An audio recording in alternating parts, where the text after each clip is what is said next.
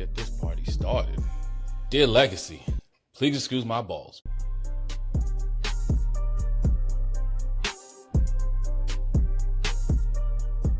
Welcome back. Red Bull number 3, y'all. We running a marathon right now. What y'all thought I was gonna give y'all something this week? Nah, I can't leave y'all lonely. I need y'all to give me these comments and try to tell me where I went wrong.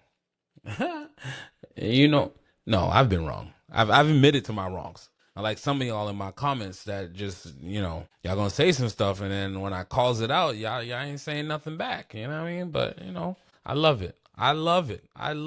Welcome back, y'all. As Please Excuse My Balls, brought to you by Dear Legacy Sports. It's your boy, Kevin B. the Brand, and this is episode 19, y'all. Gotta love March. As it comes to a close, we have the Final Four set on both men's and women's. NBA basketball is pretty much a lock. We now looking at seeding. NFL is trying to steal the headlines. We'll jump into that stuff. Golf is getting ready to swing, and the WNBA is in full go mode, and I'm loving it.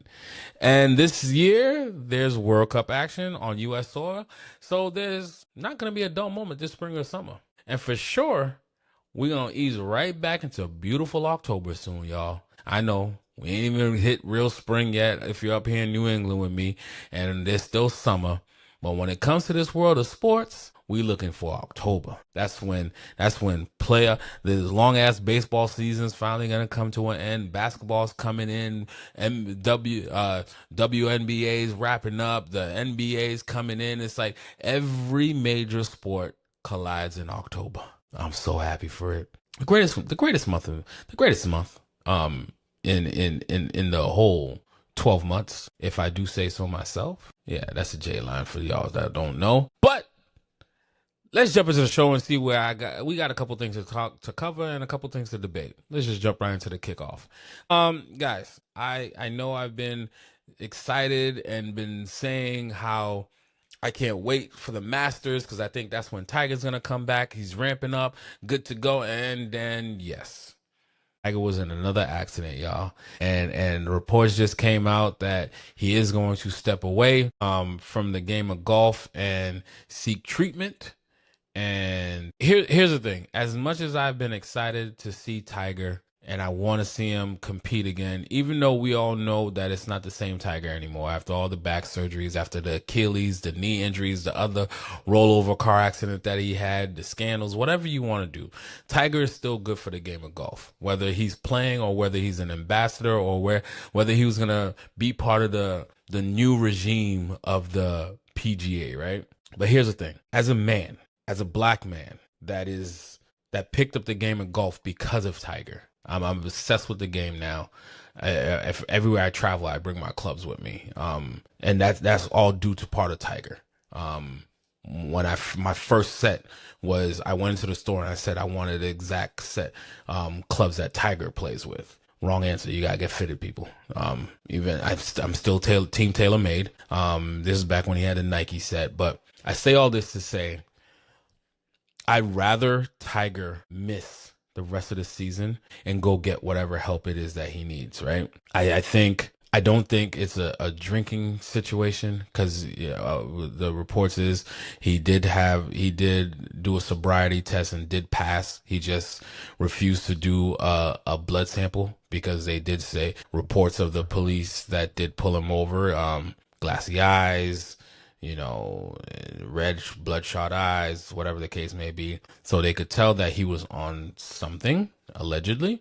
But regardless of the fact, this being another major thing with Tiger when it's revolved around cars and accidents. And my whole thing about it, when I talk about going to get the help that he needs, this is not one of those situations where, a player, celebrity, they going through the issues. Oh, I hope they get the help that they need. Honestly, I think I don't know what it's like to be Tiger Woods, one of the greatest of all times.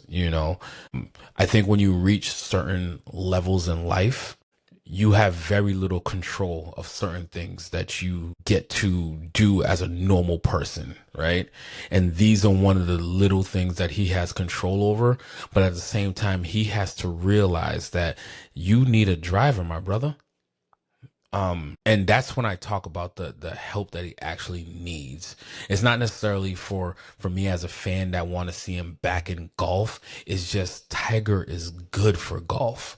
And each scandal that comes across, some would say it dings into his immortality, but I've watched too many of our greatest people fade or die because of substances or needing to control certain things and don't really have control of those things. And I fear that we've been playing this dance with Tiger now for a while. A lot of brushes, right? And for somebody of his caliber who's just now turning 50, I believe, you don't want to see him not around for the game. Not around for the game, not around for his kids. His son is going to college this upcoming year. He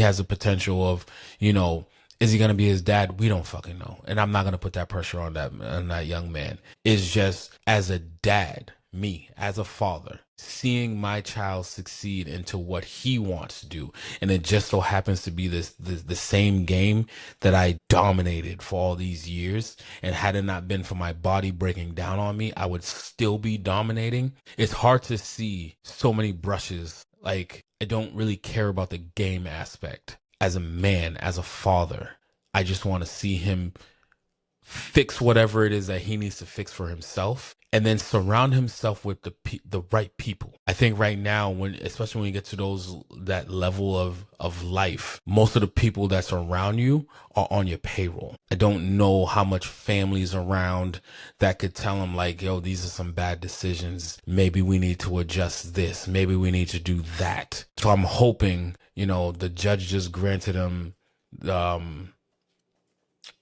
rule that he can leave the U.S. for treatment. So hopefully this is the last brush up that we have, where we're like holding bated breath about his life. Not even about the game of golf. I was holding bated breath like, oh my God, we're going to see him again.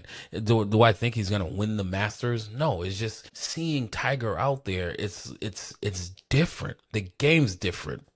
The atmosphere is different wherever he steps into. So I just want to see him as a man, as a father, figure this thing out, right? And that's what I care about above most. And then after, if you can still give to the game of golf that you, Tiger Woods, made me fall in love with. I was never thinking about golf. You made me fall in love with this sport. To include the Colin Morikawas, the Scotty Schefters, all those golfers that look up to you, Rory McIlroy's. They want to be like or pass you. Not this part though.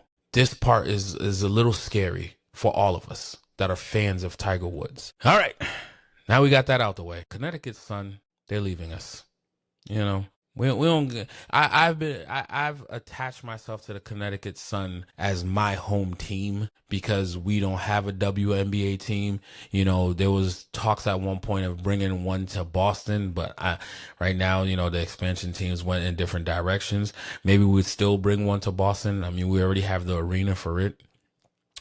Maybe Chisholm will bring us a WNBA team, because I'm pretty sure the WNBA is only gonna keep growing. And right now, get in while it's cheap, all right? Because the Connecticut Sun is being sold to the Houston Rockets owner for $300 million, and they're moving the team to Houston after this season. $300 million, guys.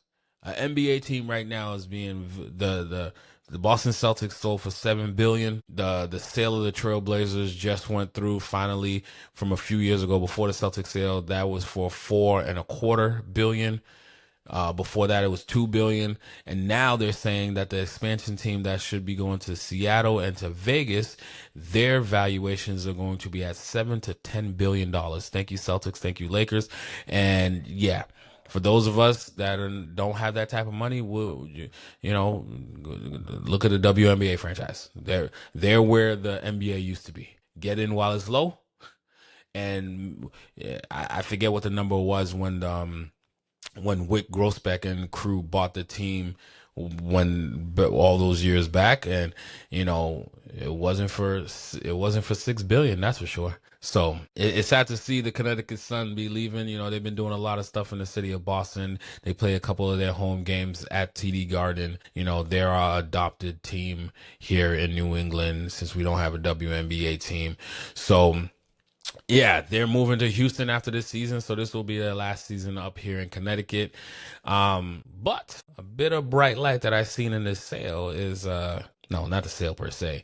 Knowing that is going to be my Connecticut team last season, I went on to look like, all right, I got to make it out to a WNBA team, a WNBA game for them, and I was like, well, what do you know? What do you know? I'm not making it to banner unveil for Asia Wilson and the Las Vegas Aces, but she's coming to town May 13th and May 15th. So I'm going to see Asia one way or the other. I'm going to see Asia this season. Okay? God damn it. And those ticket prices, listen, I enjoy the fact that those ticket prices are what they are. All right? Because what I pay for these Celtics tickets, baby, it's a different world when we go to WNBA games. All right? In other news, we got the NFL partnering with Tomorrow Sports to develop a pro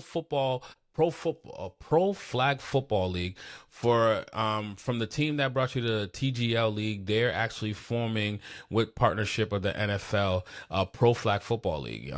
This has been in the talks for a little bit now, with pro flag football going into the Olympics, and you know, the NFL with the play 60, and you seeing it go from the ranks of kids all the way up to grown adults playing this. Why not bring a pro football team? And from what's being reported, this will be backed by all 32 NFL teams, and they will be investing, each team totality, these teams will be investing up to $32 million on top of what the Tomorrow League will invest. But other Hall of Famers are throwing money in as well, such as Tom Brady, Peyton Manning, Joe Montana, Steve Young, and very more. And that's what I have for you guys inside the kickoff.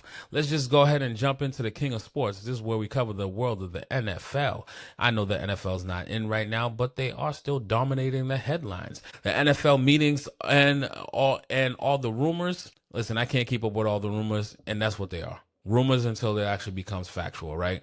One thing that is starting to look more factual than not is the replacement referees. The NFL is, you know, they're being proactive. Last time they had a stoppage or couldn't come to an agreement with the referees, we had the replacement referees that one season. I believe it was COVID year of that season, and that was a disaster. Is calling it lightly, right? And it was, you're gonna dub it a disaster because so many things went wrong.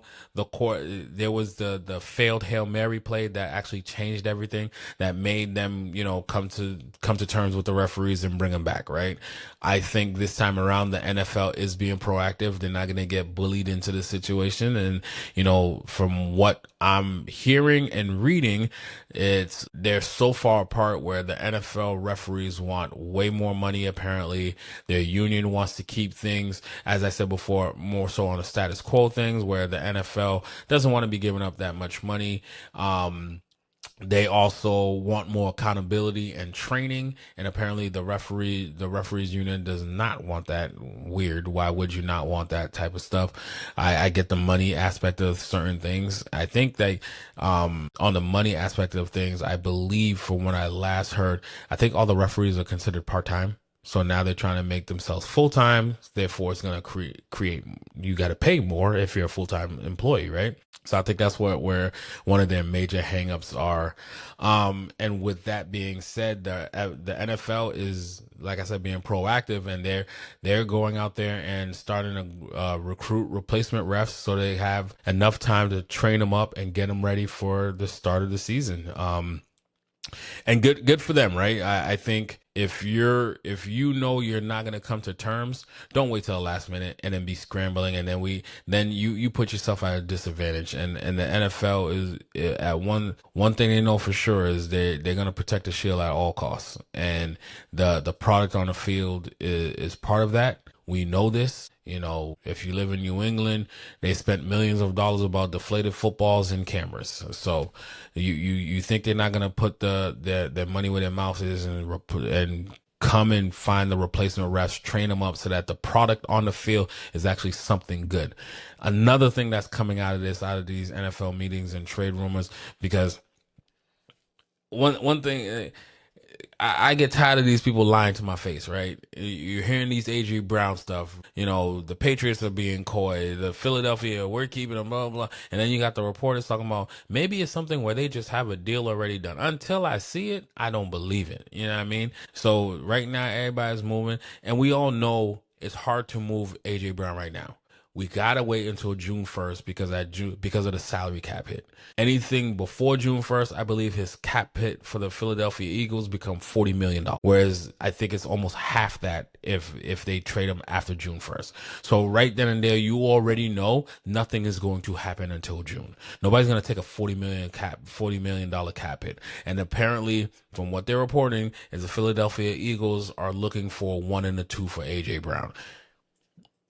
I've always said that number 31 pick, you better be in love with it. I would move off of that 31 pick and maybe a 3. Last time I said this, y'all was all up in my comments saying, you know, armchair quarterback and people that I don't know. Guys, we all playing fantasy. We don't own these teams and we're not general managers. So all of us with a fucking opinion, it's our opinion. What I would do. Now, if I was really sitting in that seat and I'm really looking at it, am I a 1 and a 2? Get the fuck out of here. AJ Brown is an amazing talent, but you're also almost 30. And I'm looking at salary cap implications and all that stuff. 1 and a 3, maybe, yeah, that's possibly doable. But I'm not Wolf. I don't have to make that decision. I'm not Vraves. I'm not Robert Kraft that has to pay the $50 million over 2 years. You know what I mean? Like, it's easy for me to say this in lowly Massachusetts and dreaming and wishing upon a star that we make it back to the Super Bowl. But let's be completely honest. AJ Brown, does he make a difference? Absolutely. Absolutely. But does that guarantee that we're going back to the Super Bowl within the next 2 years? Giving up a 1 and a 3? You know, who are we targeting it with that number one? With that number 1 seed? But again, that means nothing because the draft is this month. In a few weeks, we're having the draft. And then we got in April, May, June, 2 more months before we could actually even consider trading for AJ Brown. And maybe they do have some backroom deal that's already in place. Until we know what it is what it is. It's the NFL meetings and rumors. But what is coming true is the NFL is approving the eye in the sky, aka New York, will help, especially if we get these replacement referees where they could call in and say, hey, you missed the call type situation. How do I feel about this? As the New England Patriot fan, I don't like nothing about New York telling me anything about my games because I don't know you peoples. I need full transparency because the people that got their eyes on the game can't even get it right. So you want me to trust somebody in New York? No way, no how. I need to be able to see the booth, who's in there, who's reacting, who's saying what, who's calling those referees, especially when you're talking about the replacement refs. They already don't know no better. You're going to have a month of training before they actually get out there and do the thing. And then the speed of the game, I don't know where they're getting these guys from. Are they getting them from high school? Is it college? They're replacing for some because the college referees are still, the college season is going on also. So where are these refs coming from? The rules from college to the pros is totally different. In college, all you need is 1 foot in, and the pros, you need 2 feet in. What's a catch? What's not a catch? And that's a lot of things that you're leaving up to replacement referees that we saw in the past. It's not a matter if it's going to go wrong. It's going to go wrong. And we're going to have to get to the table with these actual referees that already get on our nerves as it is. But now you're telling me some random person in the booth is going to tap in. And again, guys, I'm reporting the headline. I did not read all the way through this article to know exactly what their plan is. They submitted about 3 rules, I believe, on how this would work. And one of them is this one that's leading the way. So take it with a grain of salt. Take it how you want to take it. Another thing that's coming out of these NFL meetings is the 18-game season. The owners want an 18-game season. Obviously they're going to get pushed back from the players. If you listen to everybody else that's saying it, an 18-game season is going to water down things. Are you going to add in an extra playoff team when you do this? Yada, yada, yada. I'm trying to think of one extra game. Is it going to water down the thing? For a fan, probably not for us, but I'm not going through a grueling season of 18 games plus preseasons. Are we taking away one of these preseason games that are pointless anyways? If that's the case, maybe we could have this discussion.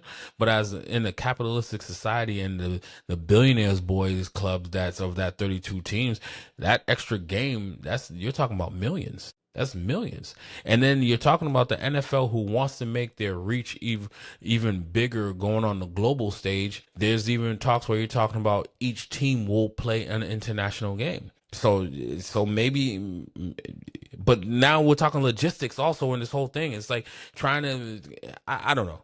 I don't know how I feel about it, right? 18 game season at the pro level. For a fan, you're like, what's the big deal? Who cares, right? Financial implications care because now you're paying somebody for an extra game. So salaries are changing. But you could afford that. The media deals that you guys sign are one of the best media deals that are out there. You're in a hard salary cap year that just went up to about $302 million this past season. You add an additional game or game share revenues and all that this good jazz. You're probably gonna bump that salary cap next year, which is always keep going up. So, I mean, there's incentives for. Obviously, it's more for the owners than it is for the players. You know, one extra game, you're talking about an extra game where you could potentially get injured, a potential game of where a key player gets injured, and now your playoff run is some totally different as well, right? So we'll see where this lands. I think it's more of a matter of when than if. I think these owners will be able to sell anything to these players if you put the right dollar amount on it, right? And those that are saying it's going to water down the product, I don't know how it watered down the product. I see logistical nightmares. I do like the fact that if you're going to add additional games, maybe you do add another playoff team, and maybe now the number 1 and number 2 seed gets a bye week like it used to be. Before you added an additional wild card team. But I also do like the fact of only one team in the conference gets a bye week, because you're making sure that everybody is working towards getting that number 1 seed if it's possible for them, right? It's not just about winning a division, and if you're the top 2 teams, you get it, right? So we'll see how that works out.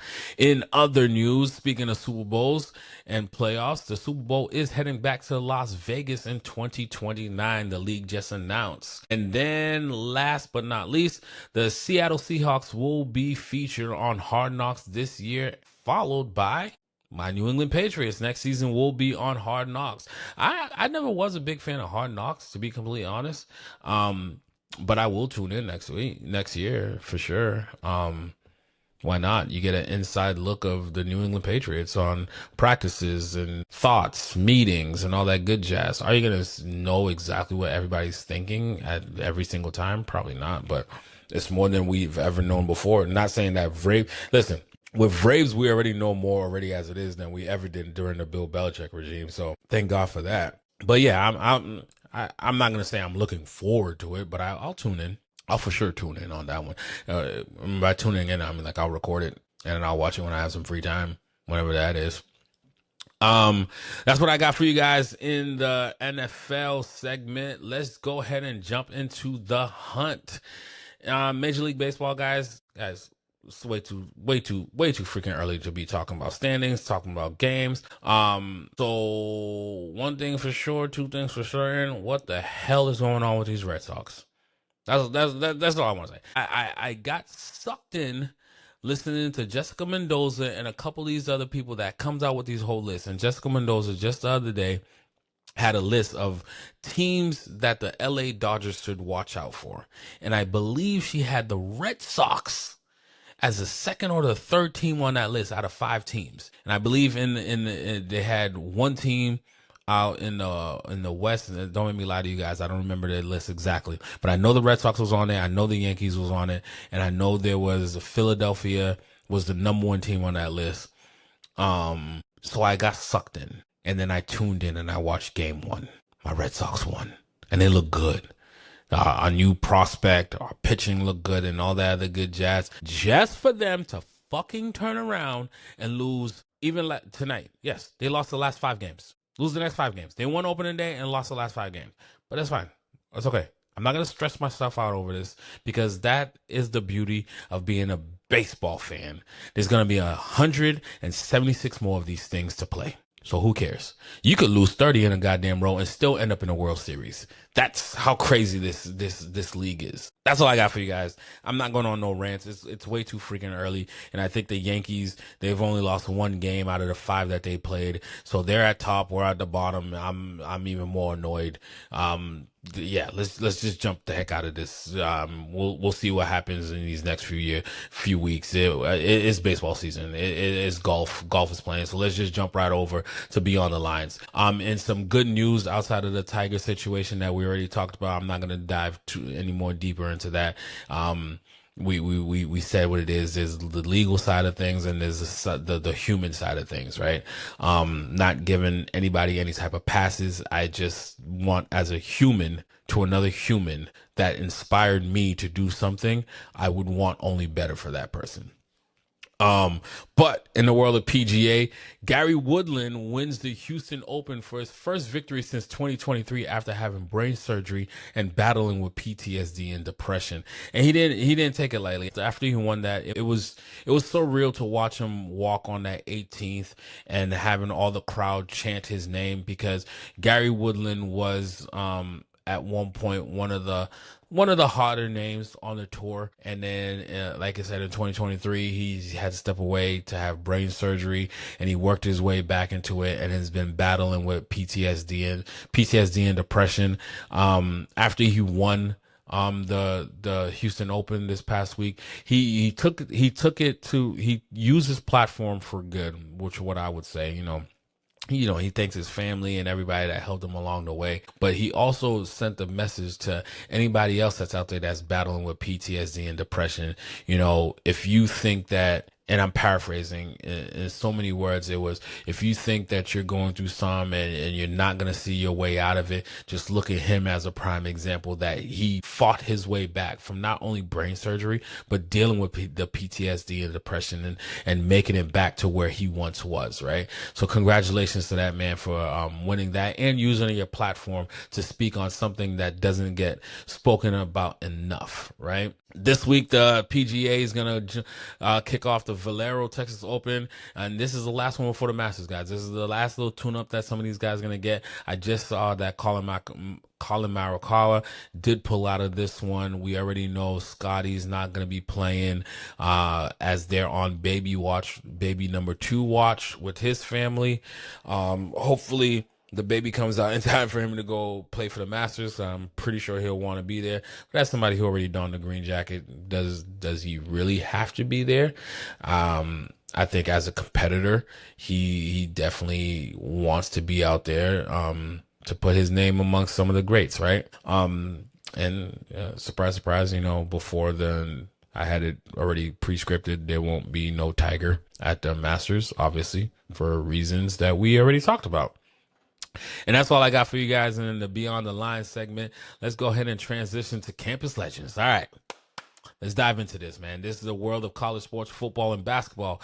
I only got one headline for you guys. Rick Pitino has a new deal where he's going to stay at St. John's and become the second highest paid coach in the Big East. Let's dive into these matches, y'all. And it all started on Thursday. Sweet 16 play. Number 1 Arizona rolls past number 4 Arkansas 109-88. That's fine. We expected something like that. Did I see it like this? I actually did not see it like this, because if I remember correctly, I had picked Arkansas to do an upset. I only did that because I'm a Calipari fan. I think if there was going to be an upset this weekend, it was going to be right there at number 4 upsetting number 1 Arizona, because Calipari always puts these teams in place where you could do things like that and upset number 1s and make you a nice little run. It wouldn't be too far off. Number 2, Purdue tips itself into the Elite 8 by ending number 11 Texas Cinderella story 79-72. Is that right? I don't think that's right. I think it was like 79-77. That's a typo. But Whichever. It was actually a great game between those two teams. Texas was literally like right there. And then they kind of let it slip away from them. And then in the final second, they took their big off the court. For was it for offensive for defensive purposes? They took their big off the court and didn't get a chance to put him back in before the next play. Purdue went down. They shot the ball, they missed it, and their big, who didn't really have to work that hard because he was the biggest man on the court, just was able to get his hands up and tip the ball in, and thus ending the Texas Cinderella story. You know, it would have been cool to see if they was gonna ride this Cinderella story into the Elite Eight, but they fall short. You can't be mad at the decision at the time. You know, they was getting into foul trouble. They was put in a situation where they was trying to make sure that to keep it as a tie and play for overtime. Because if you go into overtime, you don't want to lose your big man to play in that overtime matchup. So I can't be mad at the situation. It is what it is. That's why it's called March Madness. Things like this is going to happen along the way, and you was a Cinderella story anyways. It was nobody wants to hear that part. It was a Cinderella story anyways. It was gonna end. No, some Cinderellas could make it even deeper, but they just fell a little short. It is what it is. You can't say that the season was completely horrible. Moving on, number 3 Illinois wins over number 2 Houston 65-55. I think this one also I had Houston moving along. In this one I thought they was gonna easily beat the Illini on this one, but you know, you fall short in the wrong times. That's what March Madness is all about. Then the last game on that Thursday night, number 9 Iowa knocks out number 4 Nebraska for the first Elite Eight in a while, winning 77-71. And that was our first half of the matchups for the Sweet 16 matches. Then on Friday, we saw number 1 Duke outlast number 5 St. John's 80-75 to head to the Elite Eight. That was a good game. I think I was just trying to do a whole bunch of upsets last week when I was picking these ones. I believe I had number 5 St. John's upsetting number 1 Duke, only because I felt as though the injuries that Duke had suffered and the way St. John has been playing, and when you watch those two play each other throughout the regular season, it's been blowout after blowout, each grabbing one of those. Thought in the moment St. John's might pull out some craziness, and it looked like they was heading in that direction, but Duke ended up outlasting them and winning that one, like I said, 80-75 to head to the Elite Eight. Number 1 Michigan beats number 4 Alabama 90-77. Nothing to report here. They took care of their business. Number 2 UConn outlast number 3 Michigan State 67-63 to go to the Elite Eight as well. And then number 6 Tennessee stuns number 2 Iowa State, which a lot of people had the Cyclones moving a whole lot further than this. We thought we would have saw the Cyclones in the Final Four situation and could have maybe played spoiler alert to one of these top ranked teams, but unfortunately they fall to the Tennessee Vols 76-72. And then that same night we saw the women kick off their Sweet 16 matchups as well, with my number 1 UConn Huskies going on and just beating down on the number 4 North Carolina 63-42. You know, not the typical blowout type game, but they took care of the business. They were strong. AZ FUD and all them, they did what they were supposed to do. Sending Gino to a record 25, 26 Elite Eights. It's ridiculous the number that Gino's putting up.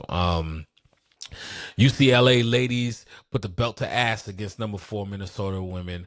It was even the score is 80-56, but if you watch that game, it almost looked like a college team that's ready to go win a national championship versus a freshman high school team. It's the parity between some of these teams. It's not even night and day. It's horrible, but they still give us some good matchups from time to time. This just wasn't one of them. From whistle to whistle, it was over. We watched Hannah Hidalgo, one of my favorite players on the women's side, do her thing with a 31 point, 11 rebound, 10 steal triple double gal. not 10 assists, 10 steal triple-double, and still managed to put 7 assists on the board as number 6 Notre Dame outlast number 2 Vanderbilt 67-64 to move on to the Elite Eight. To wrap up the night, we watched in the last second shot Flage's LSU career come to an end as number 2 LSU Tigers lose to the number 3 Duke Blue Devils 87-85. That one was if you're a fan of LSU Tiger women, Mulkey and crew and Flage Johnson, you hate to see them go out like that, but that's the game of basketball. You're gonna get the buzzer beaters, and that's the beauty of it, right? It's tied up. You think you're about to go to overtime. You just got to play this one defense, and then that shot goes up, boom, boom. And just like that, your season's all over. Flage had an amazing career at LSU. She's leaving as a champion. What more can you ask for?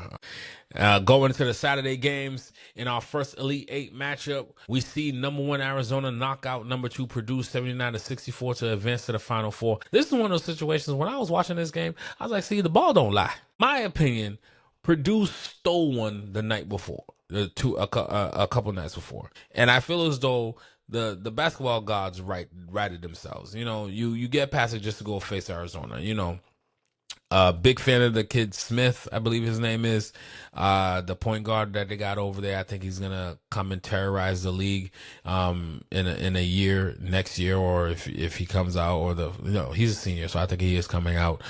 He gives me vibes of the Peyton Pritchards of the world, but on a starting caliber. Not saying that Peyton Pritchard can't start. I think Peyton Pritchard could go to any team and start, but this guy, his ball handle, his shot making, and he could take it to the rack, and he has that inside outside game that you want out of your point guard, and his vision is only going to get better with his passing abilities. So yeah, ball don't lie in that situation. Number 1 Arizona knocks out number 2 Purdue 79-64. The Boilermakers was having a great season. You never want to see seniors go out like that. So you watch Flage go out, and there's always a class of seniors that's gonna go out in a heartbreaking way. But that's a game of basketball. Number 3 Illinois takes care of business against number 9 Iowa 71-59 to advance to the Final Four. Who else? What else we got going on that Saturday? On our Saturday, we wasn't finished yet as we watched the other half of the Sweet 16 have 4 teams punch their ticket to the Elite Eight in convincing matters on the women's side, with number 1 Texas beating down number 5 Kentucky 76-54, followed by number 1 South Carolina blowing out number 4 Oklahoma 94-68. Guys, this is what I'm talking about. When it comes to some of these teams, it's so unreal because Oklahoma don't suck. They don't. Kentucky don't suck. Later on, we're gonna see number 2 Michigan take care of number 3 Louisville 71-52. It's like these games just look worse than it really is. These teams are good teams. It's just there's levels to this shit. You know what I mean? And you're talking about from 1 to 2 could be a drastic levels to this, right? And you're talking about 2 and 3, it could be a great freaking matchup. But then those teams that are ranked at number 1, number 2, they ain't ranked there for no reason. And you're talking about from 1 to 4 is a drastic drop off. As you can see with the score, it was a blowout, 94-68. But shout out to the South Carolina Gamecock ladies. They did what they were supposed to do. Number 2, Michigan takes care of number 3, Louisville. Like I said, 71-52. And Olivia Miles had a stat line of 28, 10, and 8. Followed with teammate Marta Suarez dropping 33, 10, and 3. They push past number 3, TCU pushes past number 10, Virginia ladies, ending their Cinderella story 79-69. And that's how we wrapped up Saturday night.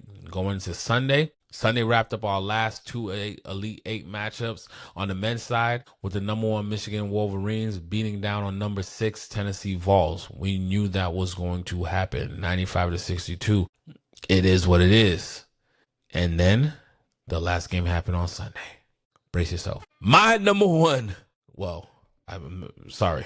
I'm thinking about the women's. The school is just a powerhouse when it comes to this situation. But my number 2 UConn Huskies, watch them with the number 1 Duke overcome a 15-point deficit at halftime, bully their way back to a 2-point deficit to the point where it's like, you know what? When I was watching, I was like, you know what? All right, we had a good run. You know, those people that bought all that Jordan's furniture, you're not gonna get your furniture for free. Sorry, not sorry. Um, they could have made a run, but Duke brought back one of their players that was sidelining, and then with this 10 seconds left, you start conceding defeat, right? But this is the game of basketball. This is March Madness. So UConn scores, pulls it within two. I believe there's like less than 10 seconds left on the clock. Literally, you know they're going to play the foul game. Why are we passing the ball and try to break a press? You mean to tell me that you're afraid to shoot a couple foul shots with 10 seconds, and by the time they would have fouled you, it would have been like 7-8 seconds? That is an eternity when it comes to basketball. It takes about 5 seconds to get the ball up court, and all you got to do is make sure that you don't foul. But they decided to try to break the press. And unfortunately, by the second pass, my man climbed that ladder, took that ball. UConn takes possession. They're able to slow it down for a second. Braylon Mullins, who was 0-4-3, realizes like, man, I don't have my shot today. You take it. And then the Duke player closes out on the player that he passes to. I forget who he passes to. Who then passes it back to Braylon Mullins, and out of a desperation, he heaves up his Peyton Pritchard shot, and you watch that thing go good. Nothing but net, sending the UConn Huskies to the Final Four with a win at the buzzer, 73-72. If that's not March Madness in itself, I don't know what is. But I'm not going to lie to you. I'm not going to hold you.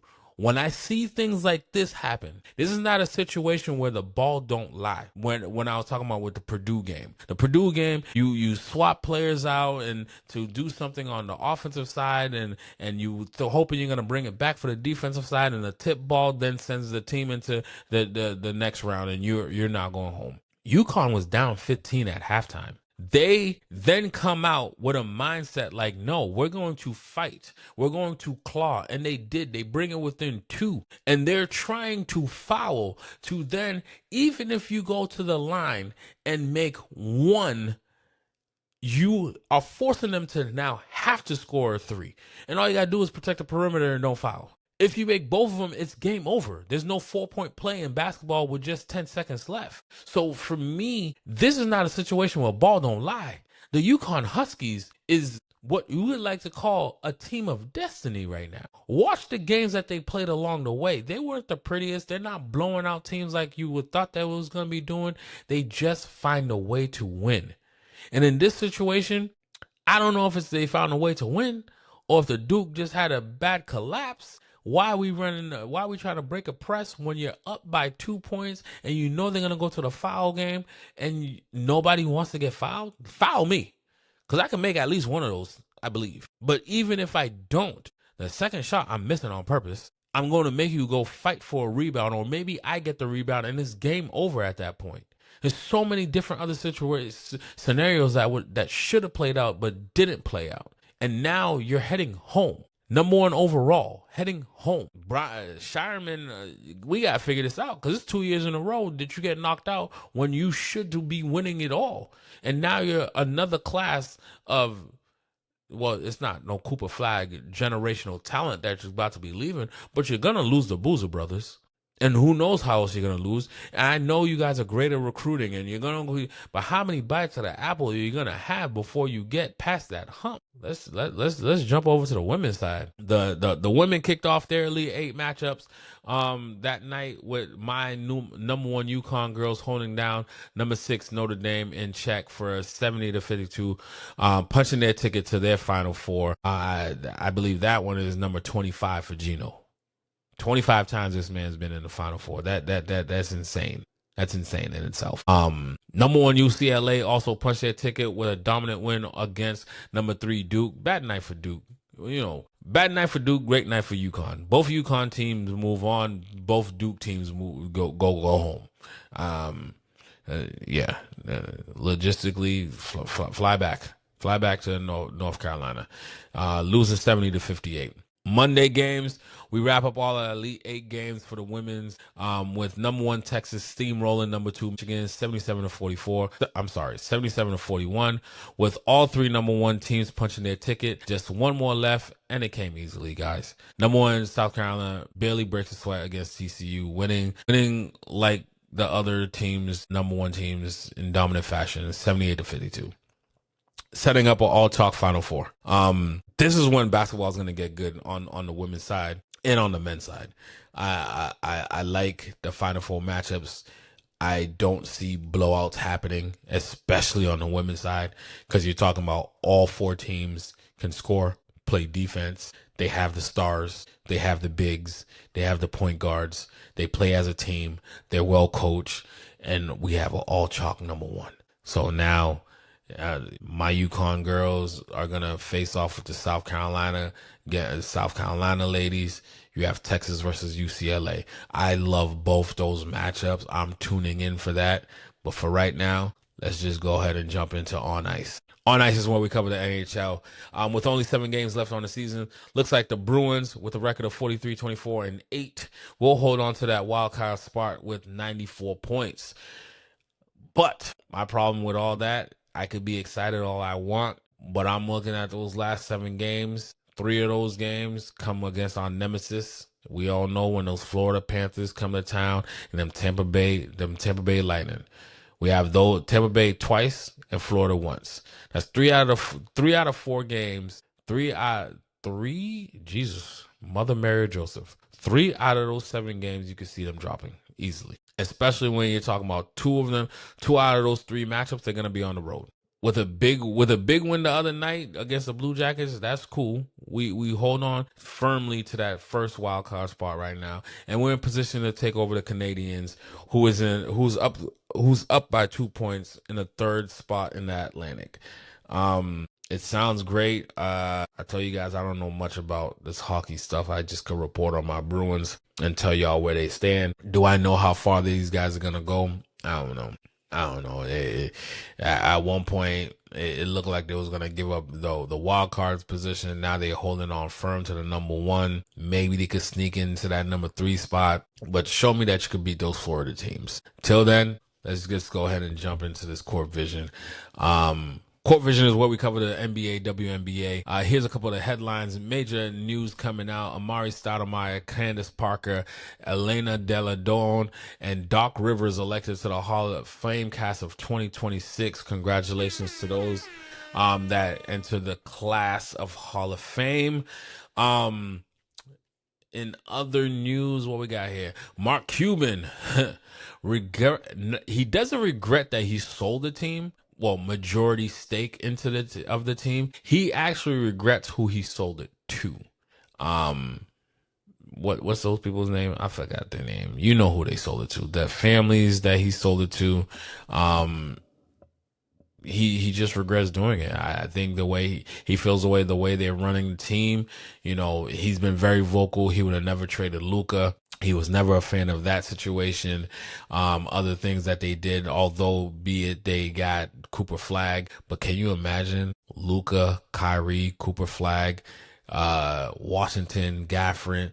That's a team where you kind of got to pay attention. Even with Kyrie getting injured, you have Luka, Cooper, and Gafford. Lively ends up getting hurt, whatever the case may be, but I had liked a Dallas team.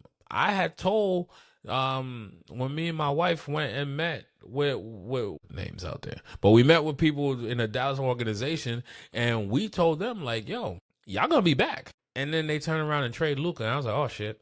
Then Kyrie gets hurt. Then Lively gets hurt. Then you're fighting for the number 1, and then you're looking at the scrummage between the GM and the owners. You're getting rid of this. I mean, it was a bad trade. I would have fired that GM also. Nico, great man, amazing at Nike, but that will ever stay with you. trading Luka Doncic for AD. That still to this day, yeah, I don't get it. We're moving on. The NBA finally approves the sale of the Blazers for the $4.25 billion valuation from the Paul Allen estate to the group led by Tom Donnan. 6 months later, after they had came into agreement, that is finally going to go through. In player news, Curry, Steph type of the Golden State Warriors, is scrimmaging. Great sign for the Warriors, bad sign for the teams they end up playing. I say bad sign for the teams that they play in, because you get Steph Curry back with Draymond Green. I don't care what you have around them in a one-game tournament. I'm going to have to go with them. The question is going to be, because I watched it, although be it that Jason Tatum was coming off an injury and we watched him for a whole year trying to get ready, we do know that he even admitted he's winded in the games and all that stuff. Steph Curry's about to come back to a team that's, they clung to, because the rest of the West is horrible beneath the 10 games on both sides, both conferences actually. There's in the 10th seed, they clinched their play-in berth, so we know they're gonna play in the tournament. But you give me the babyface assassin and Draymond Green, I could see them winning that 9-10 matchup and potentially maybe get into that 8th seed and let's see where the chips fall, where they land. You know what I mean?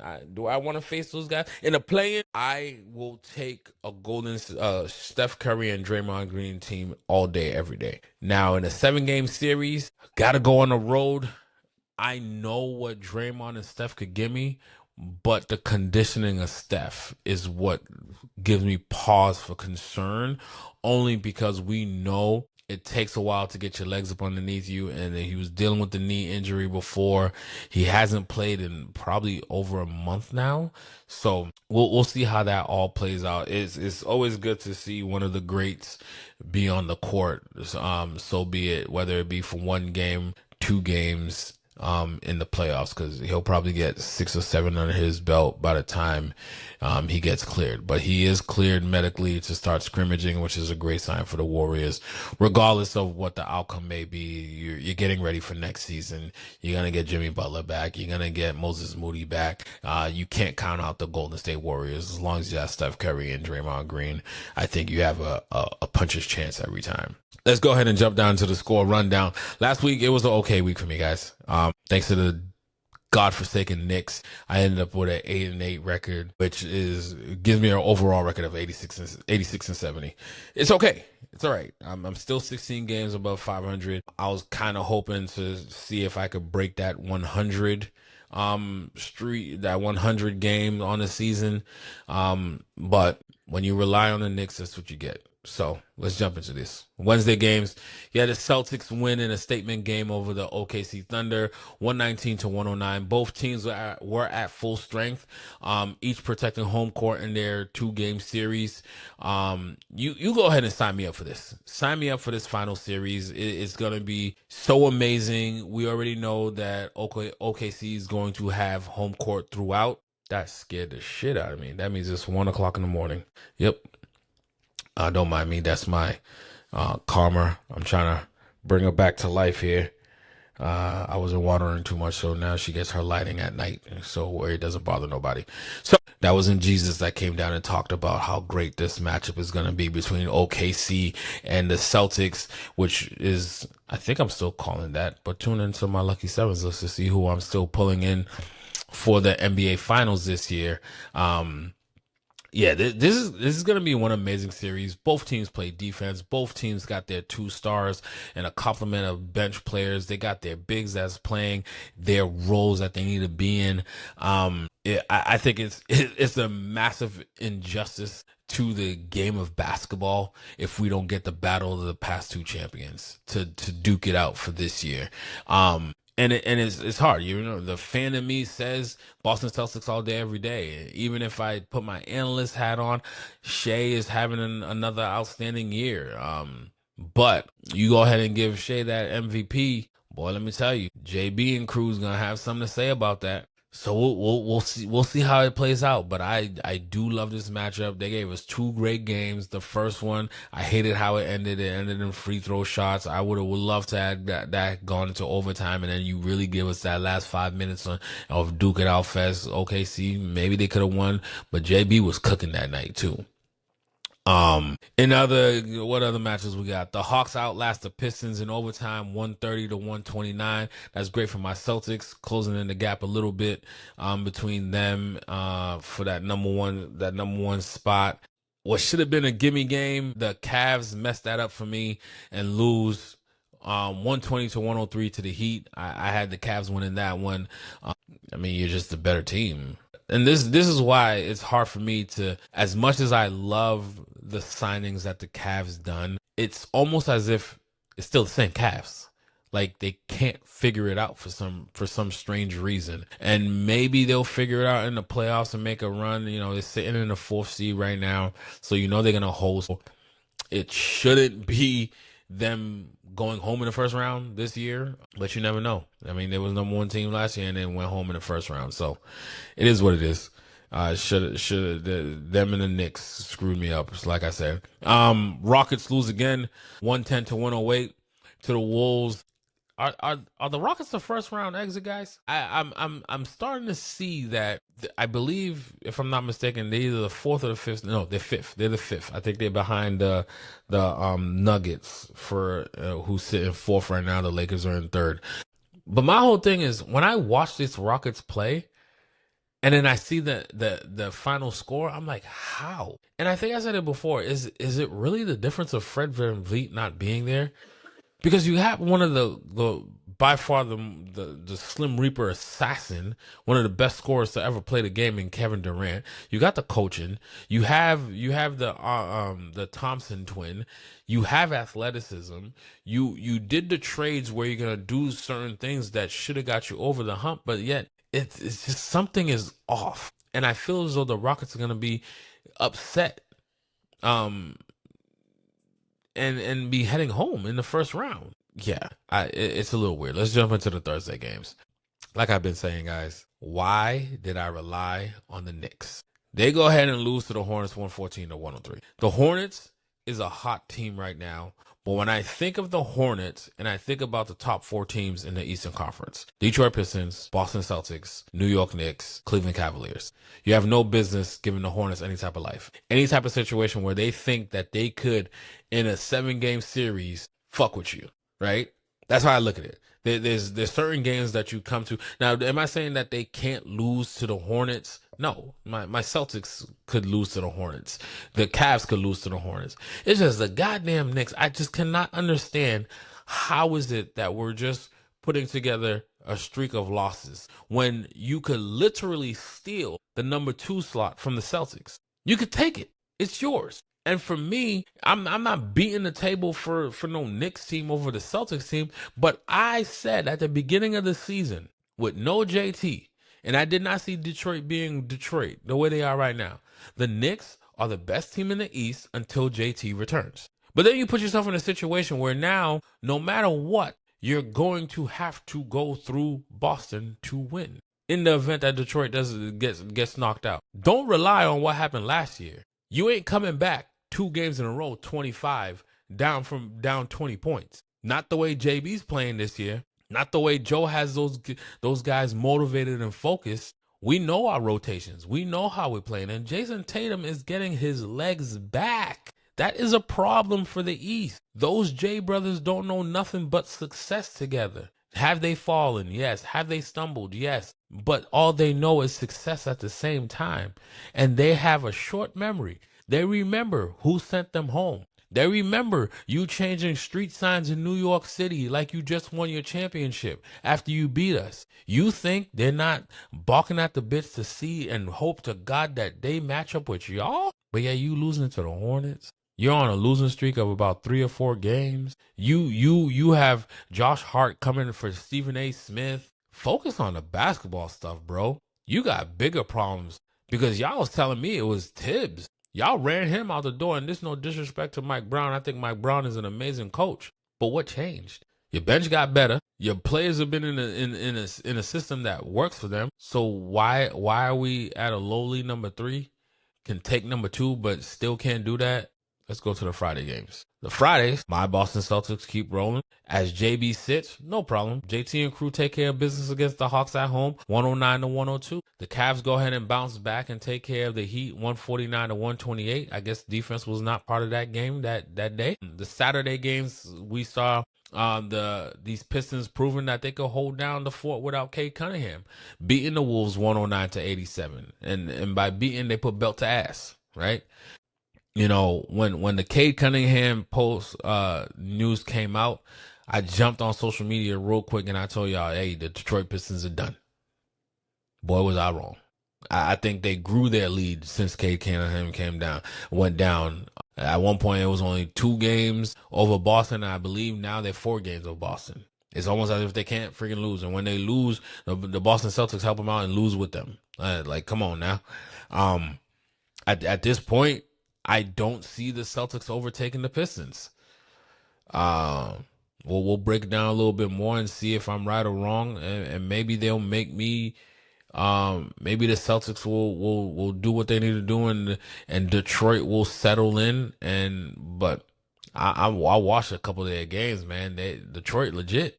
They coach well. And there's something about when your star player goes down, those role players, when they get those extra minutes and people are writing them off. You see what my Celtics did. Now, granted, it wasn't led by a bunch of role players. We had an all-star caliber player, Supermax JB, the best two-way player in the game, not only as a player, but as a leader, led by Crazy Joe. Y'all was under the impression that we was left for dead, like I've been saying, and JB had different plans. All right, let's jump into the Sunday games and let's talk about some of these different plans. It wasn't JB, but it was JT, and don't look now, he's starting to cook. JB sitting out another game while they were on the rope. JT said, "Don't worry, bro, I got you. I know I haven't been on the dance floor in a little bit, but I'm gonna go ahead and just drop a 32 piece on their head." When the Celtics, unlike the Knicks, cruise past the Hornets, because that's what you're supposed to do. They're an up-and-coming team. They're not here yet. Cruise past them 114-99. That is what top teams do. You put Baby in the corner and make sure Baby understands where they belong. Y'all out here playing with y'all's. Whatever. Let's talk about this one also. I want to just stay on the Knicks on how dumb they're playing right now. Let's talk about how dumb the Orlando Magic is. When I was looking at this season, I'm looking at like, okay, I didn't see Detroit at the top. I for sure had the Orlando Magic way higher than they are right now. I thought they was going to be that team where it's like they're at 3-4 hosting in the first round and can actually make some noise. My dumbass picked the Magic to beat the Raptors on the road. And instead, not only did they lose, they set an NBA record, allowing a 31-0 run in a game where the Raptors destroy the Magic 139-87. That's not even belt to ass. That's old school whooping. Like extension cord, go get me a Twitch and a belt, all wrapped up into one 52-point blowout. It's crazy to me. I had to go back. When I saw the alert, I was like, that got to be a typo. 31-0 run? 31-0? Like an NBA team scored 0 while the other team scored 31. We're not talking about college scores right now. We're not talking about number 1 UConn or number 1 South Carolina against number 12 or 6 Tennessee. Like we're talking about professionals. You mean to tell me you didn't even go to the fucking foul line? You couldn't grab a rebound and just slap that ball back in like Purdue player did? 31-0? And then you get the Twitch belt fucking extension cord to get whooped 52 point blowout. Then you gotta get on a plane and head back home. I had to go back and check. I was like, maybe Paulo didn't play, maybe Wagner didn't play, maybe this person didn't play, Bane didn't play. They all played. Every last one of them played. That's what they gave out. I'm a firm believer. You're gonna get those weird games in the season. A weird game in the season is 25-30, maybe 40. But what's not going to happen is not going to be a 31-0 run. That's just insane to me. You ain't bang a couple timeouts to stop that, to stop the bleeding. I don't know. I didn't watch this game, but it's crazy to me to think Teams going on a 9-0 run. Come out, they're going to score 2 points. The other teams, they're going to play some defense, they're going to score another 2 points. And then another team goes on their run, maybe another 9-10 point run. Timeout. You, at this point, when I see 31-0, you had to have used all your timeouts. Like, you're in a situation where there's no more timeouts left. You use all your challenges, and nothing is going right. The coach at that point, you are not standing up anymore. You going to sit down, and you just throw your hands in the air. Moving on. What else we got? Jesus Christ. The note says right here, I quit. The Knicks can't beat any real contenders. They go into OKC and lose 111-100. Okay, at least this time it's OKC. But you just lost to the Hornets. You know who OKC is. You saw Boston make their statement games. Even in a loss, they lost at the free throw line, 102-100. Knowing that they got to see them in a few days. OKC comes to town. They say, nah. Let me show you what would have happened. Okay? They win this. You go to OKC and you don't even, the score says 111-100, but I saw some of that game, and I pray that the New York Knicks don't waste our time, because if they win the East, it don't matter who the hell coming out of the West. The Lakers will beat them, Nuggets will beat them, the Spurs will beat them, OKC will beat them, and I'm only giving them a gentleman's sweep. I don't even think. I never disrespect a team and say that they're going to get swept until I'm looking at 3-0. And then maybe I'm like, it might happen, but it's the NBA. It's hard to sweep a team. But yeah, y'all told me all last year it's Tibbs' fault. He plays people too much minutes. He doesn't rotate his bench and all such. Well, they rotated the bench now. They got deeper. They got the players. They're running it through cats. Big body Brunson is doing everything he possibly can do. Your five first round pick man that you chose is in the game. Josh Hart is Josh Hart. I don't get it. But my only solace is to know that you're not gonna get past the Cavs. You're not gonna get past the Celtics. You're not gonna get past Detroit. And I pray that you don't embarrass yourself and get knocked out by an early team. What are you sitting in 3? So you play 6. I don't know who's sitting at 6 right now, but hopefully it's all in on Magic and you could cruise by on that one. Let's go to the Monday games. The Hawks get revenge at home against the Celtics. That were wrestling players, you know, it happens. They played us well. JB looked like he was playing in mud. I don't know how serious, you know, he was sitting for 2 games before coming back, and it looks like Dyson Daniels was giving him some trouble on the wing, but Dyson Daniels plays JB well. If you go back and watch some of these other games, no JT, no Derek White, I believe, or was it no JT, no Nemi? One of that combination happened. And although the Celtics went down by 19 in the fourth quarter, but JB and crew brought it back within 7. They just couldn't get over the hump. I think playing a team twice in about 4 days, you're gonna get this. You know, it's a respectable loss. I don't like to see it. I would have wanted them to win, especially when you're trying to close the gap against Detroit and see if you could steal that number one seed. But it is what it is. When you're resting players, this is the kind of outcome that you get. Moving on. The Heat take care of business. They take care of the 76ers as they continue to slide 119-109, even with Tyrese Maxey returning back. OKC Thunder win their 60th game of the season, beating the Pistons 114-110. I like that because, you know, end of the day, I'm trying to close that gap, you know. But the Celtics lost anyway, so it's like it washes each other out.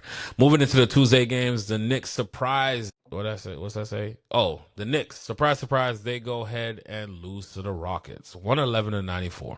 Why? I'm sitting here picking the Knicks, 0 for 3 in all my picks. I don't get it. Cavs travel to LA to face the Lakers, who are rolling with Luka coming back from a suspension. The Lakers roll behind Luka's 42-5-12, 127-113. Those are the games that we was focused on. Luka is quietly, you know, is my opinion, too little, too late. He's making a run for the MVP race. I think you listen to everybody else say it's a 2-headed race with one already locked in all the way, with Shea running away with it. We'll talk about that later. Let's go ahead and jump into these standings here. In the Eastern Conference, you got the number one team still holding it down. Detroit with a 54-21 record. They clinched their playoff berth a few weeks ago with 7 games remaining against the Raptors, the Wolves, at the 76ers, at the Magic, the Bucks, at the Hornets, and at the Pacers. Let's say they go 4-4. And split those 4 games, that would give them a record of 58-25. The number 2 Celtics are clinched their playoff berth with their 50th win on the season a few days ago with a record of 50-25. They sit 4 games behind the Detroit Pistons with 7 games remaining. They're playing at the Miami Heat, at the Bucks, home to the Raptors, home to the Hornets, at the Knicks, Pelicans at home, Magic at home. Honestly, even if they win out, and my projection of 4-4 record for the Detroit Pistons, the Boston Celtics would fall short of grabbing that number 1 seed, and they would stay at number 2 with a record of 57-25, coming short about. That doesn't make any sense. 57-25, 58-25. That's something wrong. So it'd be 57-26. Falling 1 short behind the Detroit Pistons. Honestly, if we get the number 1 seed, great. If we don't, it's fine. I'm not concerned about the Celtics. I think we got Jason Tatum back at the right time. He's starting to get his legs under him. He's getting into a rhythm. JB has not fallen off or missed a step. Peyton Pritchard's still doing Peyton Pritchard stuff. Derek White is still orchestrating all this. And Nemi has brought his game to another level. Then you go to the bench, the Bryce Shinamans, the Jordan Walshes of the world. If you want, you go 9-10 deep. Sam Hauser's, the Boston Celtics is really, and it's not a homer thing. They're a problem. They're definitely a problem. And you're not going to sneak up on them like the Knicks did last year. That's for sure. Speaking of the Knicks, they still holding out a number 3 spot, even though they can't win a goddamn game at 48-27, and they clinched a playoff berth. The Cavs coming at number 4 with a record of 47-28. The Raptors right behind them at number 5, 42-32. The Hawks are in at 6 at 43-33. The 76ers are at 7 in the play-in at 41-34. At number 8, you have the Magic at 40-35. The Heat is at number 9 at 40-36. And the Hornets rounded off at number 10 with 40-36. Let's go ahead and check out what's going on in the West. The Thunder, come on, let's be serious. But they're being challenged for sure. So we got to watch this play out towards damn near the end. The Thunder are 60-16. They clinched a playoff berth and won their division with only 6 games remain. One against the LA Lakers at home, home to the Jazz, at the Lakers, at the Clippers, at Denver, and then home to the Suns to close out. I'm saying they split the games with the Lakers, and they do what they do. They could end with a 4-2 record potentially if all goes right, giving them a record of 64-18. And right behind them is the San Antonio Spurs at number 2 with a record currently at 57-18. They also clinched the playoff berth and their division, but they're only 2.5 games behind the OKC Thunder with 7 games remaining at the Warriors, at the Clippers, at the Nuggets, home to the Sixers, home to the Blazers, home to the Mavs. And then they have the Nuggets. They could essentially go 6-1 and end their season, but like the Celtics, they're gonna fall 1, if not 2 games short, and potentially end at 63-19. Again, like the Celtics, it'd be great to get that number 1 to know that keep winning, everything goes through you, right? But I'm not concerned with the Spurs, and I don't think they're concerned at all. I think this is and I said it last week and maybe the week before that. And when it comes to the Western Conference, this is the Oklahoma City Thunder Invitational hosted by the San Antonio Spurs.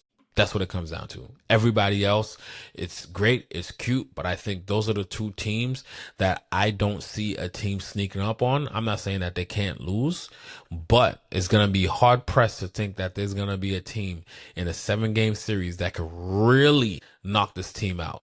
Can Lakers make a case? Can you make a case for the Lakers? Can you make a case for the Nuggets? Yes. Everyone else, though, I am very leery to say yes, right? So let's see what else is going on inside, because it's a two team race at the top between 1 and 2. The rest of the Western Conference looks like so. The LA Lakers are 49-26. They clinched a playoff berth and a division. Denver Nuggets are in at 4 at 48-28. They clinched a playoff berth. Do not sleep on that 2-man game of Murray and Jokic. That thing is going to be dangerous in the playoffs. It don't look sexy, but they just know how to figure that thing out. At number 5, you got the Timberwolves at 46-29. At number 6, the Rockets at 45-29. The Suns coming at 7 at 42-34. At 8, you got the Clippers at 39-36. 9, you got the Trailblazers at 38-38, who clinched a play-in berth. And then you round out the Western Conference with, at number 10, the Warriors at 36-39, who also clinched a play-in berth. So, with that being said, what I got going on in my Lucky 7's top ranking this week, baby. First and foremost, when I look at these teams, I look at who can beat anybody else. That's how I'm looking at it. And how do I feel they will fare in the playoffs? There's been teams that's just been a lock on this list, and there's teams that's been shuffling around on the list. Some teams have gone in and out. And right now, this week, this is how I got it going on. At number 7, I have it as a tie at number 7. You could put the Cleveland Cavaliers in there, or you could put the New York Knicks in there. And the only reason why I can't tell between the two who I like more. I was liking the Cavs a whole lot more. Y'all know how I felt about the Knicks coming into the season, and they've just been letting me down along the way. But I can't count them out. If I had to, right now, pick who is my definite number 7 because of this, what I've watched this past week, I would take the Knicks off of this list and I'd put the Cleveland Cavaliers in at number 7. But right now, I have them tied. I don't think there's a real difference between those two teams coming into this week. At number 6, who I got rounding out right here in my Lucky 7's top ranking, is going to be the Detroit Pistons. Coming back onto my list, I had knocked them off of the list. When the Kay Cunningham situation came down, I'm like, there's no way they're going to slide. They're going to give that number 1 to the Celtics and then possibly even drop down to as low as 3 because the New York Knicks could overlap them also. Wrong. The Detroit Pistons are moving as if Kay Cunningham is still on that court. And I don't know what they figured out, how they're doing it. It's the resurgence of not having a star player. Everybody plays a whole lot more freer, because before, one of the things I kept reporting is that the Detroit Pistons don't have a secondary scorer. They don't have shooters. But now all of a sudden they could shoot and they have scorers. So what in the heck? That team is going to be dangerous. They have the number 1 seed. Watch out for the Detroit Pistons, especially if they could get Kay Cunningham to come back in time. So that's who I have coming in at number 6. At number 5, I told you one of the dangerous teams. It's not sexy. It's not pretty. It's very blah and boring. It's the Murray and Joker and the Denver Nuggets. And a sneaky signing that they did that's going to be a difference from when they won the championship, then they lost them, and then you saw the decline, and then now he's back. Bruce Brown. Bruce Brown will be a difference for this team, like he was when they won their championship that one year. I have the Denver Nuggets in at number 5. Coming at number 4, had to move him up the list a little bit because Father Time is not slowing down this man. He's slowing himself down because he's understanding what's better for the team. And what's better for the team right now is to make sure Luka Doncic is playing at an all-time level and Austin Reeves is playing at an all-time level. And I'm going to get mine when I get mine. I put the number 4. At number 4, I'm putting the LA Lakers. Silently, the LA Lakers are peaking at the right time. They're healthy at the right time. Austin Reeves, Luka, LeBron, and role players. They're doing what they need to be doing. And Luka is making a push for this MVP race. And guess what, guys? Even if we all saw what the troubles were in the playoffs for Luka when he was with the Mavs, it's different in La La Land. You have LeBron. Austin Reeves plays two-way ball. And they got a bunch of defenders also on that team. the Lakers can make a sneaky quick run before they run into that buzzsaw of the Oklahoma City Thunder Invitational hosted by the San Antonio Spurs. With that being said, let's jump into my number 3 pick of this week. My number 3 pick of this week is going to be those that are hosting the Western Conference Finals Invitational. It's the San Antonio Spurs. San Antonio Spurs has not dropped past this top 3 ranking for me. They've been at number 1. They've been at number 2. This week they're back to number 3. That's only because I just like the other 2 teams. I think the other 2 teams are going to be what should be coming out of the East and the West and playing for the NBA Finals. No disrespect to the San Antonio Spurs. I think the San Antonio Spurs can beat 1 and 2 on this list, and for sure could beat everybody behind them. But experience matters. First-time head coach, second-year player in their star in Wemby, a bunch of younger players and Stephen Castle. Though the only person on that squad that I could remember off the top of my head is just De'Aaron Fox with a little bit of playoff experience, and that's coming from the Sacramento Kings. Is that, I mean, the Warriors was putting belt to ass every year while he was playing in Sacramento. So, but I'm still going to hold them down at the number 3 spot because I just think that they're better than all those other teams. Rolling into the number 2 spot this week, I'm going to put the Boston Celtics in there. I'm not going to be a prisoner of the moment, and I watched them play that game against OKC. They did what they were supposed to do. When the Boston Celtics are a whole, they're a team you do not want to mess with. Leading the way, Jaylen Brown. JT going back into regular form. I told you Derek White orchestrated this. Led by Joe, who just don't care about nothing under the sun. The Boston Celtics should and will come out of the Eastern Conference this season. And that leads me to, surprise, the number 1 team is going to be the Oklahoma City Thunder.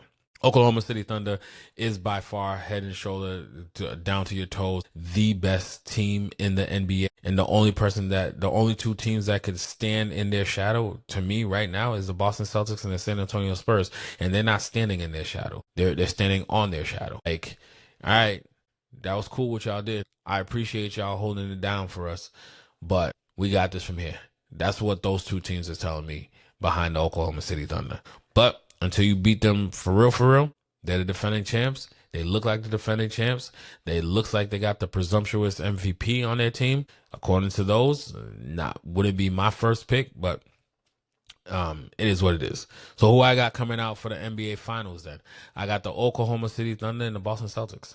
I'm not shying away from those picks. I think those are the 2 best teams in each of the conferences. I think it's going to be an amazing matchup if you get those 2 teams in the NBA Finals, and that thing's going to 7. And Boston, can you go into Oklahoma and take that from them and show them that you're him? We'll see. So let's wrap it up. This week's Lucky 7 top 7 NBA teams is right now. I got a tie at number 7, the Cleveland Cavaliers and the New York Knicks.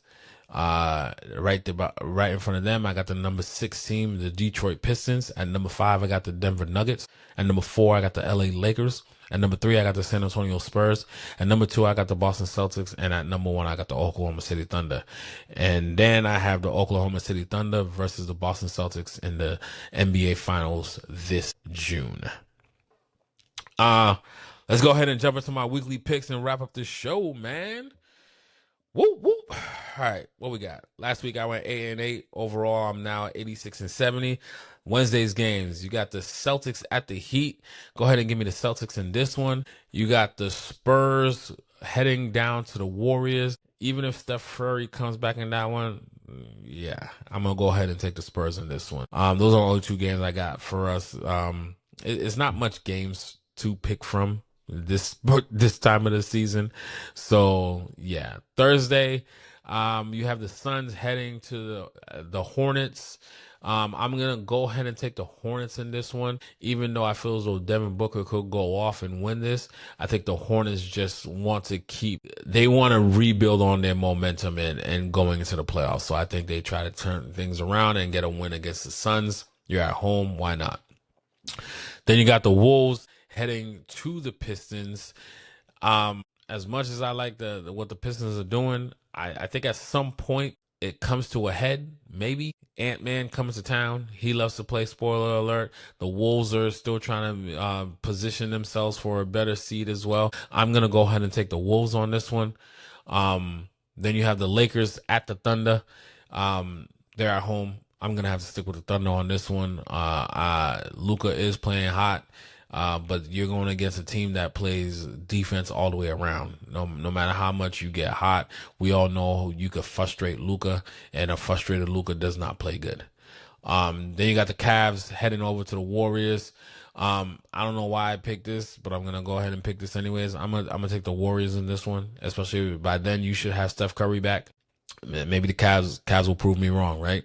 To close out the Thursday games, you got the Spurs heading over to the Clippers. I'm gonna go ahead and take the Clippers in this one. Again, I don't know why. It's a gut feeling. It's a weird feeling. Yeah, go ahead and give me the Clippers in that one. Friday night, I got 2 games for you guys that I'm gonna focus on. You got the Celtics at the Bucks. I'm gonna take the Celtics. You could sit JB and JT in. I'm still gonna take the Celtics. The Wolves are gonna head over to the 76ers. I'm gonna go ahead and take the 76ers. They need it. They need it.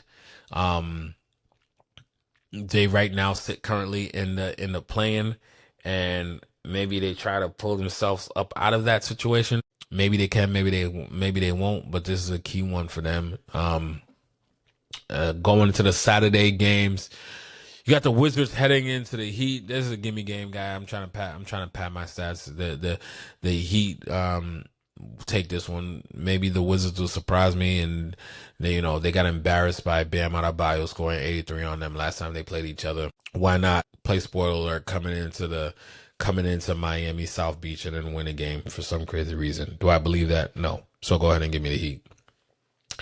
The Spurs head to the Nuggets. This is a big one. This is something that you could potentially see in the Western Conference Finals if somebody was to knock off the Thunder. I'm gonna take the Nuggets in this one. Yeah, I think Murray and Joker are gonna go off just to prove a point. This is that part of the season where you're trying to prove points, where you're trying to get into what potentially could be your opponent later on in their mindset now. You're building for the playoffs. Then you have the Pistons heading to the 76ers. Again, I'm going to have the Pistons losing. Maybe I have the Pistons losing just so I could see the Celtics try to close that gap and take that number 1 seed. I don't care if we end up at number 1 or number 2, to be completely honest. I still think we come out of the East. You can drop me down to 3, 4. I care. We're still coming out of the East. Let's jump over to the Sunday games. You got the Raptors. The Raptors heading to the Celtics. I'm going to go ahead and take the Celtics in this one. The Hornets head to the Wolves. I'm going to take the Wolves in this one at home. Monday night games, I got the Knicks at the Hawks. Knicks traveling to the Atlanta Hawks. Guys, I'm not dumb. I'm not stupid. Go ahead and give me the Hawks. I'm tired. I can't do it. Knicks are going to lose. Yeah. Normally I would have picked the Knicks. No, I'm not doing it anymore. So then you got the Pistons at the Magic. I'm going to take the Magic in this one, but it's the fan of me that's picking this way. I just needed the Pistons to lose a couple of games to make this thing interesting for that number 1 seed. I keep saying I don't care about it, but I think it's just another notch in the belt because y'all said that we wasn't going to amount to nothing this season. So that's where that's coming from. The 76ers go ahead and head to the Spurs to take them on at home. I have the Spurs losing a couple of games. They're not going to lose 3, 4 games in a row, whatever it is. Go ahead and give me the Spurs in that one. And Tuesday night games, you have the Hornets at the Celtics.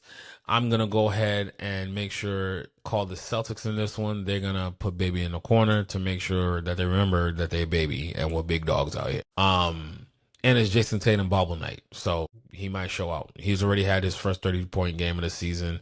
Why not go ahead and try to drop a 40-piece on their head? The Thunder head to the Lakers. This is the one where I have the Lakers going to take this one at home. I think they understand what's on the line. It's not like there's going to be better seating for any one of them. I think it's, again, one of those psyche type games going into the playoffs. The Rockets at the Suns.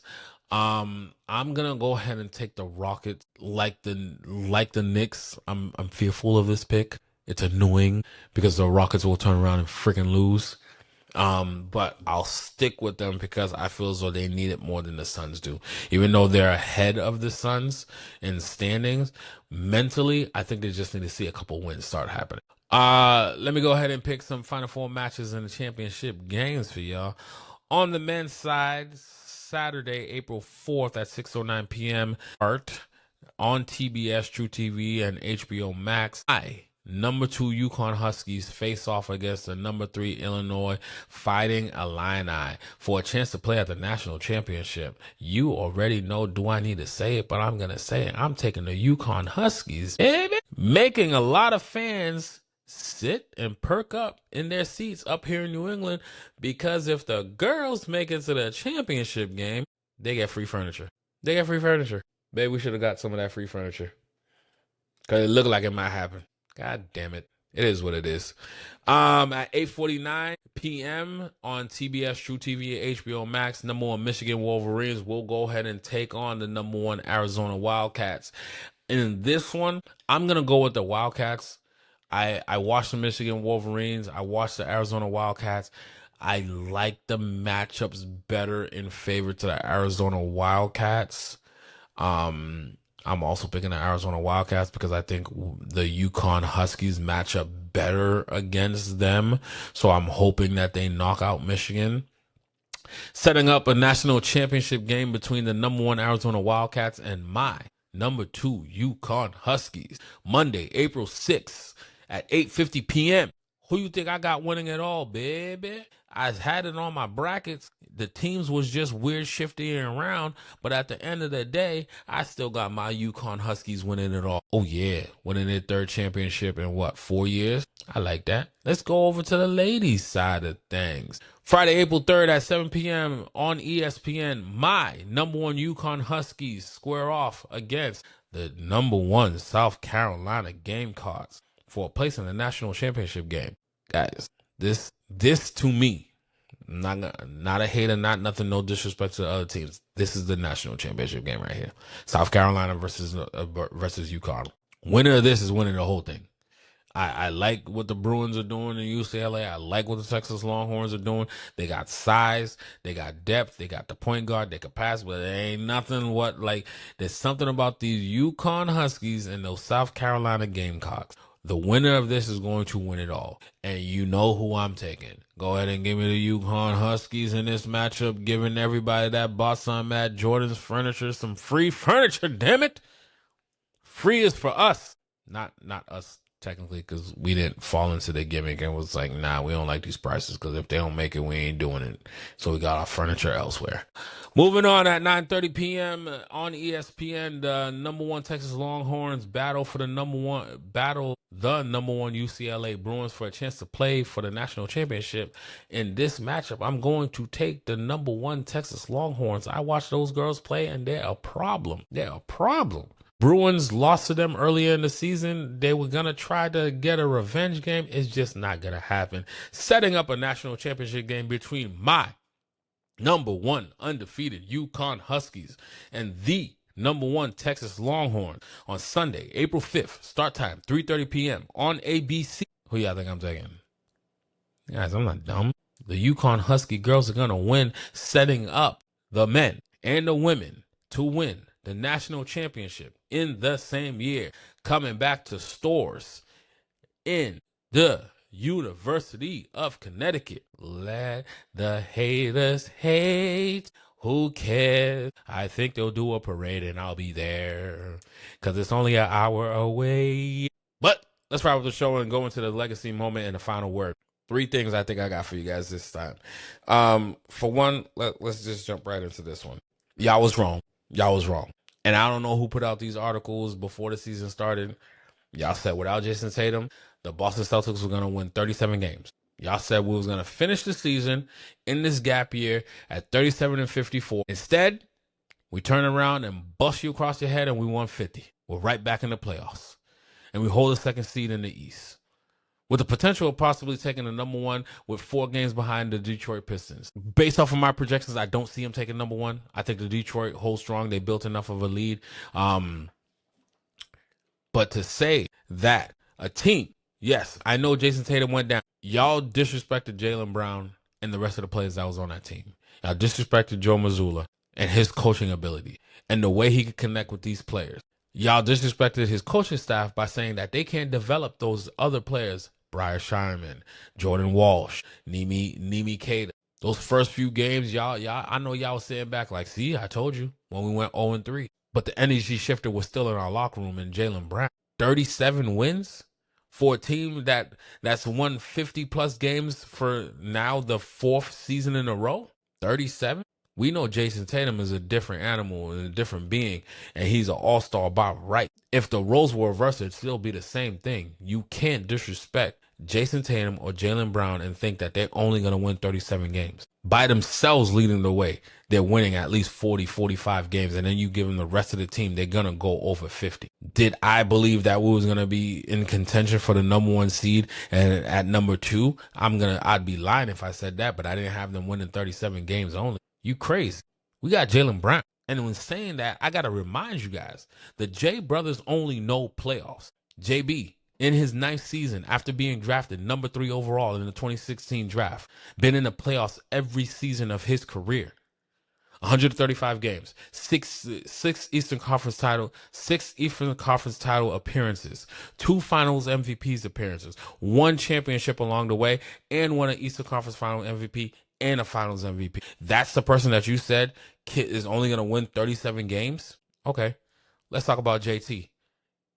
In his 8th season, after being drafted in 2017 as the number 3 overall, that's probably why they're so great. They were drafted number 3 overall. 3, my favorite number, in case you didn't know. Only knows the playoffs as well. 121 games till he blew out his Achilles last season. 5 Eastern Conference appearances, 2 Finals appearances, 1 championship, and an Eastern Conference Final MVP. All these guys know how to do is win. And you could take one, you could sit him on the bench, or they could deal with an injury. We've shown you one could get injured and we're going to be okay. And you decided to disrespect Jaylen Brown and say that him leading the way is only going to get the Celtics 37 wins? Y'all insane. I had to look it up. The longest streak held by a player from the day they was drafted every season playing in the playoffs is held by Karl Malone and John Stockton when they played for the Utah Jazz for 19 seasons since being drafted, making the playoffs.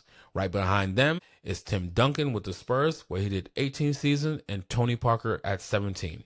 Jason Tatum is in his 8th season. Jaylen Brown's in his 9th season. The way the longevity of some of these people's careers go, in a year where you said we wasn't going to make the playoffs, we made the playoffs. So can they put their name on this list? I don't see why not. Why not? It's Jason Tatum and Jaylen Brown. It's the Boston Celtics. Playoffs is not what we strive for. We strive for championship, but playoff, it's damn near a given. But let's talk about this next situation that I want to talk to you guys about. So Jason Tatum returns, and all of a sudden JB is no longer an MVP. Because now all I'm hearing is Shea had his locked up, Wemby's giving a push, and now Luka's right behind him. So where does that leave JB? JB's 4th, 5th on this list. The guy that you said his team was going to win only 37 games. You watch change and elevate his game on and off the court, win 50 games in the 2nd seed, and then you have another guy who you say locked it up. And this is no disrespect to Shea. I think he's an amazing talent. I don't like his armbar thing. I think that should be called an offensive foul every time he does it, but whatever. The rules are the rules. He plays within the rules. But last I checked, he's a defending champion. Last I think he won the MVP last year. Last I checked, you guys had them as the sure-cut favorite to come out of the West and win it all again this year. So who's more valuable? Because we saw Shea sit down for games, and the OKC Thunder, they still have a record of 60-18. So they can win without him. JT sits down. You say JB's only going to win 37 games. He's won 50. I don't see all-stars racking it up. And there's no disrespect to Peyton Pritchard, Derek White, and all those other guys. Y'all know I respect the fuck out of y'all. Y'all my guys. But there's levels to it. We know this. Shea has his running mate. Shea has all caliber players around him. And Shea, they went out and got those players to put around him. Luka's making a push for it. I get it. But when I'm seeing here with my own 2 eyes, Wemby and JB, I think those are the names that we have to elevate. I'm not saying Shea doesn't play the other side of the ball. He plays defense as well. But my humbling opinion, not a fan, I think Jaylen Brown is the best two-way player in the league. Wemby is a game changer in the league. And I believe in what he said is true. But again, the San Antonio Spurs is hindering him. They're not letting him be on the court to get those minutes that he needs so that he could give that offensive production that you guys crave and want so bad. I just think it's unfair for JB, who you said is only going to win 37 games, turns around and leads the Boston Celtics to win 50 games and could potentially end the season at 55, 56 wins, if not more. And he's not in the MVP talks. You're putting him at number 4 on your list based off of what I'm hearing come out. It's insane to me. But I make that campaign for JB, but you know who I'm not going to make the campaign for is Joe. Joe wants nothing to do with this coach of the year. He said it's a stupid award. He doesn't want to talk about it. He doesn't want it. He thinks it's all about the coaches and the players. So he doesn't want to talk about it. Don't bring it up to him. And the way that man looked when he was saying that stuff, he's serious. Don't let him do a roundhouse kick on y'all asses now. Go and let's talk about JB and this MVP talk. And Joe, when you give Joe, because based off of what he's done, again, y'all said he was projected to win 37 wins, and he turned around and gave you 50. So, Joe, when you win that award, please don't attack us. Please don't hurt none of us. We know and I get where he's coming from. I actually agree with him in a little bit, but you're the head guy. You know, you get the accolades and you get the downfall. So, understand that you did an amazing job this season. Your players busted their ass. JB led his ass off, and your assistant coaches developed the players. That's all of the tutelage of you. That award is not just for Joe Mazzulla. It's for the entire staff. But I'm not campaigning for Joe. Please don't be mad at me. I just think you're a great guy. All right. But that's all I got for you guys today on this legacy moment. If you liked what you heard or didn't like what you heard, still go ahead and hit that subscribe button to please excuse my balls. Like the episode, follow us on social media, and tell me where I went wrong. I didn't, but you could try to tell me where I did. Till then, go to bet yourself. I said what I said and I meant it. It's your boy Kevin B. The Brand. Peace.